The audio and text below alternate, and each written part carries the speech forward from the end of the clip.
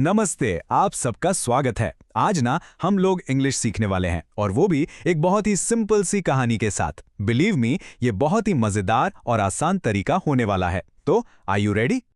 तो आज हम क्या क्या करने वाले हैं, देखिए। हम इन 5 सिंपल स्टेप्स को फॉलो करेंगे। सबसे पहले एक कहानी सुनेंगे, फिर उस कहानी से कुछ नए वर्ड सीखेंगे। उसके बाद उनका सही प्रोनाउंसिएशन, मतलब उन्हें बोलना कैसे है, वो प्रैक्टिस करेंगे। फिर आएंगे कुछ राइमिंग वर्ड्स और आखिर में जो सबसे इंपॉर्टेंट है, सेंटेंसेस बनाना सीखेंगे। तो चलिए स्टार्ट करते हैं। ओके, तो हमारा पहला सेक्शन आ गया है, एक कौवे की कहानी। हम सब साथ में एक छोटी सी लेकिन बहुत ही मजेदार पोएम पढ़ने वाले हैं, तो बिल्कुल ध्यान से सुनिएगा। तो चलिए पोएम शुरू करते हैं। There once was a crow. He was black as you know. How to be beautiful he wanted to know. Colorful feathers he wanted to grow. तो इसका मतलब क्या हुआ? मतलब एक कौवा था, वो काला था जैसा कि हम सब जानते ही हैं। पर पता है, वो ये जानना चाहता था कि सुंदर कैसे बना जाए, और इसके लिए ना वो चाहता था कि उसके रंगीन पंख उग जाए। तो आगे क्या हुआ कहानी में? आगे लिखा है, He found one peacock feather. He stuck it in his tail. Then he found another. He picked up all without fail. यानी उसको एक मोर का पंख मिल गया और उसने उसे अपनी पूंछ में लगा लिया। फिर उसे एक और मिला और बस वो बिना रुके सारे पंख उठाता चला गया। ओके, तो अब उसके पास ढेर सारे पंख हैं। पोएम आगे कहती है, He stuck them in his wings, put one on his head. I am now beautiful, he danced and said.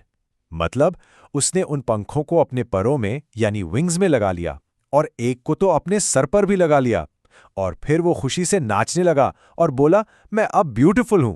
वो बहुत बहुत खुश हो गया था।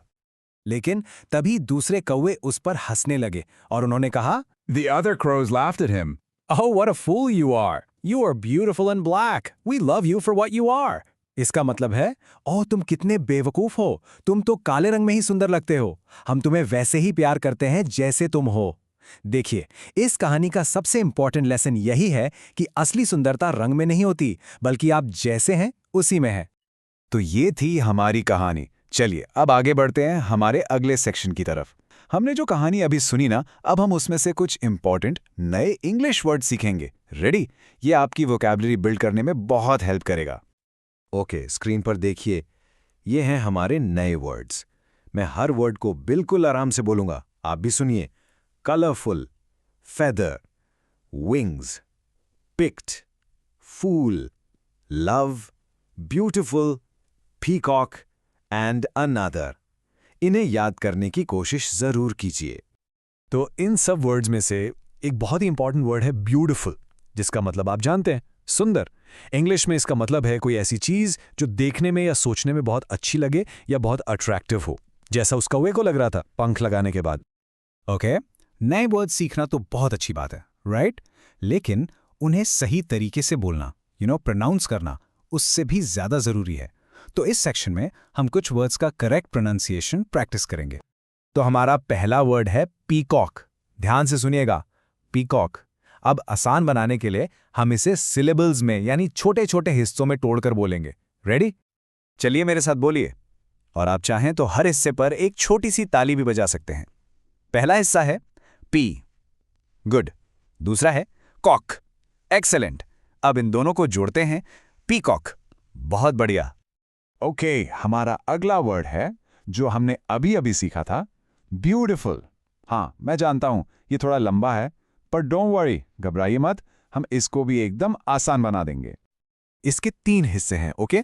मेरे बाद रिपीट करिएगा। पहला है ब्यू, फिर है टी, और आखिर में है फुल। चलिए अब एक साथ बोलते हैं, ब्यूटीफुल। परफेक्ट। देखा, वर्ड्स को ऐसे तोड़ने से उन्हें बोलना कितना इजी हो जाता है, राइट? हमारा आखिरी प्रैक्टिस वर्ड है कलरफुल।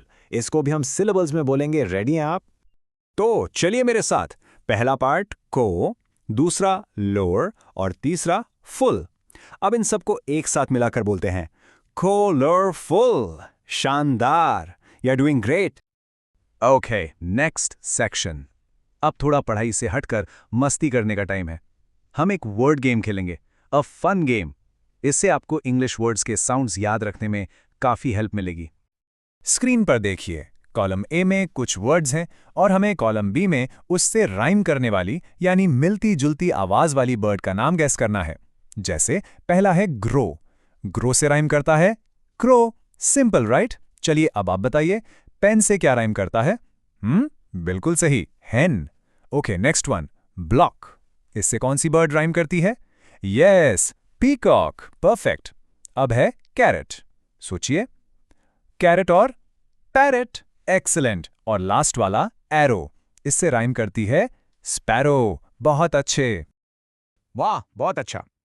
अब हम आ गए हैं अपने आखिरी और शायद सबसे इंपॉर्टेंट सेक्शन पर। अब तक हमने वर्ड्स सीखे।